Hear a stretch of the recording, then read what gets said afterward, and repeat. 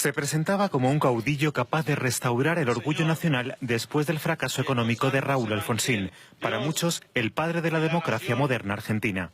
Tras ganar en las elecciones de 1989 implementó una ambiciosa agenda de reformas centrada en las privatizaciones y en la cercanía con el capital financiero.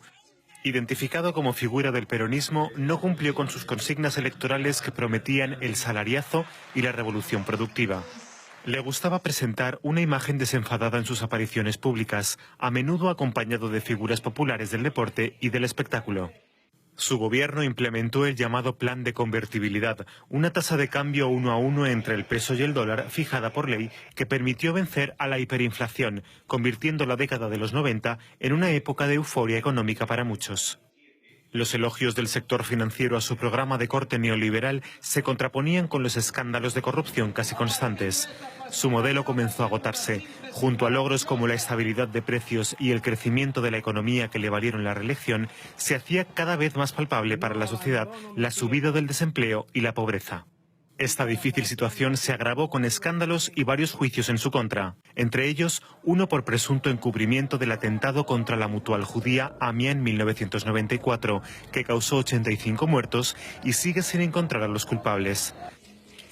Los 10 años de Menem en el gobierno estuvieron salpicados además por presunto enriquecimiento ilícito y venta ilegal de armas, delitos de los que finalmente fue absuelto.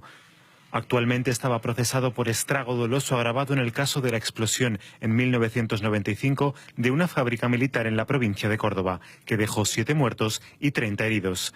El próximo 24 de febrero estaba previsto el inicio del juicio. Polémicos fueron también los indultos que firmó en favor tanto de militares que participaron de la dictadura como de los líderes de las guerrillas de izquierda, lo que lo ubicó en contra de los principales organismos de derechos humanos.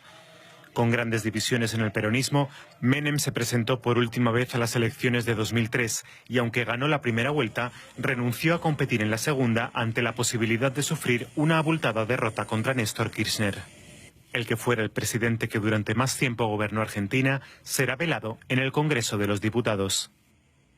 Y nos vamos ahora rápidamente a Buenos Aires, donde está Alejandro Rebosio. ¿Qué tal? Muy buenas noches. Muchos lo recuerdan con devoción, otra gran parte de la población con desprecio. Fueron los años de poca inflación en Argentina, pero de niveles récord de desempleo y pobreza por las privatizaciones. Por eso la pregunta, ¿cuál es el legado de Carlos Saúl Menem como presidente de Argentina? En lo político va a ser recordado por esas causas de corrupción que él enfrentó y también otros de sus funcionarios, o por el indulto a los genocidas de la última dictadura militar o a los guerrilleros de la década del 70, también por su ambición por buscar la reelección, reformó la Constitución para eso e intentó hacerlo otra vez, pero no lo logró.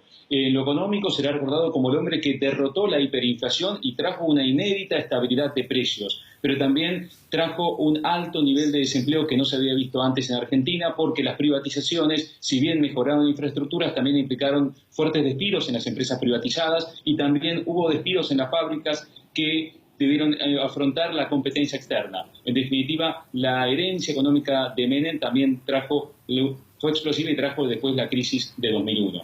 Esa sería mi pregunta. ¿Qué significó este neoliberalismo para la Argentina después y para la evolución del peronismo, un movimiento, un partido que ha causado tanta curiosidad en el extranjero y tan difícil de explicar? El neoliberalismo había llegado a Argentina con la dictadura militar de 1976 al 83, pero la primera vez que llegó con un presidente democrático fue con Menem, que llegó al poder con las antiguas banderas del peronismo, pero apenas llegó a la Casa Rosada, la Casa de Gobierno, abandonó esas banderas peronistas y giró hacia el neoliberalismo. El peronismo se encolumnó detrás de él, algunos pocos se fueron a la oposición y otros se adaptaron, aunque poco a poco fueron criticando a Menem. Y es así que surgieron líderes internos que después llegaron a la presidencia de Argentina, como Eduardo Duhalde, y después, en 2003, Menem abandonó la carrera presidencial frente a Néstor Kirchner, el peronista que giró el peronismo hacia la izquierda, junto después a su mujer y sucesora, Cristina Fernández de Kirchner. Y ahora gobierna otro peronista, Alberto Fernández, un pragmático aliado con el kirchnerismo. Muchísimas gracias, Alejandro Rebosio.